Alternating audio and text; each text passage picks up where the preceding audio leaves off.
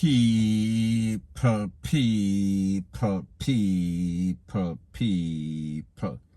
Que pasa, sapa, say what they do. Now the first thing that is popping in the news is that we see that these worthless Jamaican men, locally and people, in this case I am speaking about overseas, Queens, New York to be specific. And based on the information, it is alleged that this man, and his name is Dwayne Gordon, and he is 41-year-old Jamaican born living overseas. Now based on information from the Popo, it is alleged that he jumped over the fence of 3 of his daughters, schoolmates, 13, picking them at 13. It is alleged that he gave them some sort of substance and then he basically incapacitated them and then he took advantage of them. Now based on information, it is said that this happened on at least three different occasions from October of 2020 up till May of 2021. We are talking about this month. And based on the information from one of the victims, she claimed that he gave her some sort of white pill and then it basically knocked her out and then it basically knocked her boots. Now people, like me say, this man is 41. Based on information from the Popo, it is said that this suspect, he speaks with a Jamaican accent. And like me tell you, 41-year-old Dwayne Gordon, he is from Jamaica. And I think that he attended Wolmer's High School based on pictures on his Facebook. Now people, first thing first, when you look at the picture of this man, we see that he is not a monkey sample. We see that he takes good care of himself. So I say this to say that he could easily get a girlfriend, a woman, or if him just want a one-night stand. Because people, like we say, when you look decent and based on the ratio of men to women, I think it is 7 to 1. The possibilities or probabilities are that he can easily get a woman. However, people, it seems as if in many cases, some of these men, they are sick, they are demented. They like to conquer, they like to take advantage of, they like to use force. They feel some sort of sick power whenever they do these things. And people, like I said, this is not 1 case, 2 case, 3 case, maybe even more. So therefore, this is a habit. This is a repeat offender. This is a man that has been doing this for quite some while. And people remember, his own child, we are talking about 13. And their friends, schoolmates, so therefore you know that they are going to be in the same age bracket. 13, 14, whatever grade, 6th grade or 7th grade at school. So now people, this man's daughter invites her friends over for a sleepover and them talk, play a video game, whatever. You know what kids do, enjoy themselves. And then this man who also has a child of that same age, he feel that it is okay to take advantage of other persons, other parents' kids that trust them because of the face card of his daughter, because them and the daughter are good friends. Because obviously they might see the daughter and see the daughter acts decent. However, they don't know the minds, the intention of these men, especially these Jamaican men. Now people, I am not bashing Jamaican men. I am just saying I am Jamaican, so therefore that is what affects us most. Those are the persons that are giving us bad name. Now as it pertains to sleepover, people may have 2 picnic. And me, I am not watching nobody's kids. Living in America and see so much story, it is not that I don't trust myself. I just don't trust people. And we've seen stories in which persons are actually guilty. However, there is also a lot of stories in which it seems as if some of these kids come up with all sorts of delusional idea in them head. And we see people actually go to prison and do a whole lot of time. Now people, remember, this is Queens, New York. We are speaking about United States. And whenever you think that it is the right thing to do and touch any sorts of picnic, People, it is like committing some sort of slap away. It is very serious charges. We are speaking about life imprisonment, especially when you look at the age of the children, especially due to the fact that based on the allegations, he gave them some sort of white pill. So people, again, we see our next Jamaican that is giving Jamaicans bad name. Again, we see our next man, and we don't understand what goes through their mind. They are demented, they are sick. Why would somebody want to take advantage of a little picnic or few little picnic?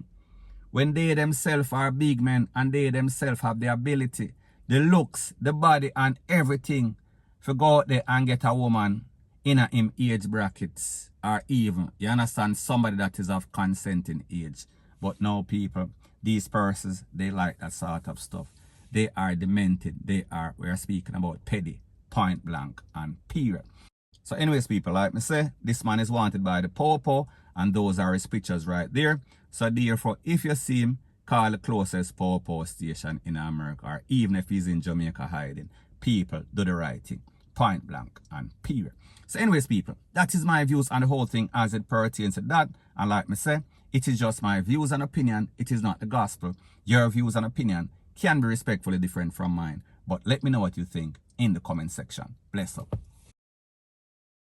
Now, before I move to the next part of my video, please subscribe to my next channel. It is called Jamaica Dancehall Source, and I have started uploading news items on that channel.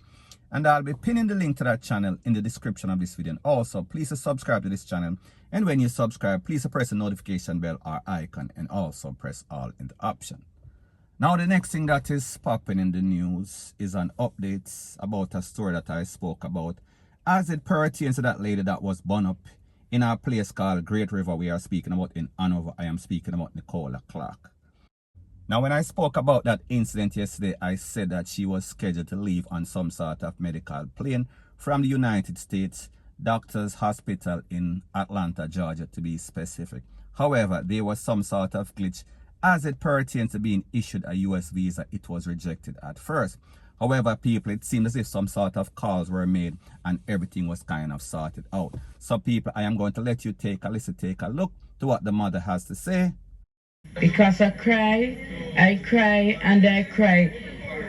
I can't cry anymore. Even today I was crying. I was crying when I hear that she's not gonna get to go. I said, Lord, she's gonna die if she don't get to go. And I started to cry, and him said to me, don't worry, mommy, don't worry. She's gonna be all right. So people, like I said, this is the mother of Nicola Clark, and she said that she was basically shocked because she thought that it would be easy like 1, 2, 3 to get a US visa because of her daughter's condition. However, people like them say, when trouble set, it set like rain. However, her sadness turned out to be joy because she eventually got that visa. And she left, we are speaking about left for the United States at about 3 something. We are talking about Thursday evening. So people also take a listen to what Mr. Robert White, and he is the chairman of the charity foundation, San Marino Foundation, that basically organized everything. Take a listen, take a look to exactly what he had to say. It means a lot to us. And it's emotional, even to just talk about this story, to see her laying down. The pain that she said she's going through, and we can only give the support and try to help her to overcome what she's going through. We want to firstly thank the Almighty God, and we also secondly want to thank former U.S. Ambassador Pamela Bridgewater. We want to thank the U.S. Embassy team. Want to thank the Ministry of Foreign Affairs. We also would like to thank the JCF, the Fire Department, PICA, the Passport Office. We also would like to thank the nurses of the Cornwall Regional Hospital. And we also ask the nation to continue pray for Nicole for her phase 2 recovery in the United States. Now people, like I said when I did that video yesterday, I wondered, I pondered, what embassy worker would make such a decision as to reject a visa for a lady that is basically on lifeline. However, people like them say, never lose faith. So therefore it seems as if some sort of bigwig, I am speaking about from the Foreign Affairs Ministry, made some sort of call, and based on the information it is said that the former US ambassador Pamela Bridgewater, she stepped in and she made a couple of calls, and after those calls were made, the visa was granted, and we see that that lady left.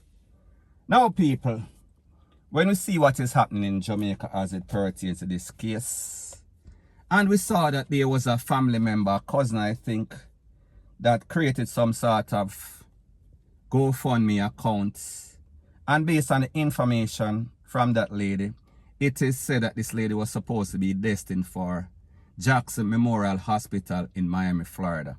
However, people, based on the facts and based on what Mr. Robert White from San Myrna Foundation said, and based on the medical team that arrived in Jamaica, they are from Doctors Hospital in Atlanta, Georgia, to be specific.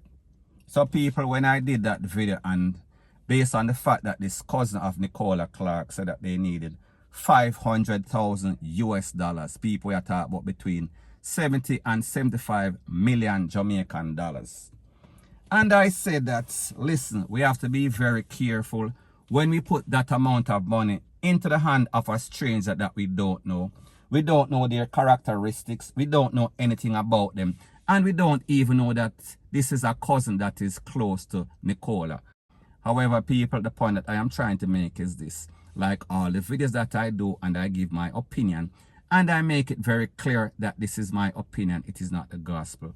You always have the critics that seems as if they don't have any sorts of gainful, meaningful employment. So therefore, they always look for all sorts of reasons to nitpick. In my comment section, them start to say, leave the lady alone. And people, when I did that video, I simply said, if you need this amount of money, we need to get itemized bill. We need to know specifically what this is for. This is for transportation. This is for therapy. This is for surgery. Rete, lele, blue, blah, bling. I did not say anything wrong. And people, as usual, like I said, I am right, because look at what is happening right now. And while at the end of the day, the motive or the main thing is to make sure that this lady gets the help that she needs. However, whenever people put up any sorts of charity and want persons to donate, especially $500,000 US, people, we have to basically put up our antennas. We have to basically make sure that we verify and validate all of these information, because people like them say, like she said, she was supposed to go to Jackson Memorial Hospital in Miami. However, people, it is ended up, based on information from the chairman, Mr. Robert White of the San Myrna Foundation, she is headed to Doctors Hospital in Atlanta. So people, she is not going to Jacksonville. So people, the question that I have to ask is this: what is going to happen to all that money that was sent to this GoFundMe? Is that money going to go as a part of the bill as it pertains to this lady Nicola Clark? People, I am just asking the questions that persons have to ask whenever they are donating their hard-earned money, especially with all of these scammers out there. And people, like me say, don't get it twisted, don't get it misconstrued. I am not saying that this cousin has any sort of ill intention. Me just say you have to dot all the I's and cross all the T's whenever you are begging money. Point blank and period. However, people, the good thing is that this lady left. I am speaking about Nicola Clark. And hopefully everything goes well as it pertains to her surgeries, as it pertains to therapy, as it pertains to her mental status. Point blank and period. So anyways, people, that is my views on the whole thing as it pertains to that. And like me say, it is just my views and opinion. It is not the gospel. Your views and opinion can be respectfully different from mine. But let me know what you think in the comment section. Bless up.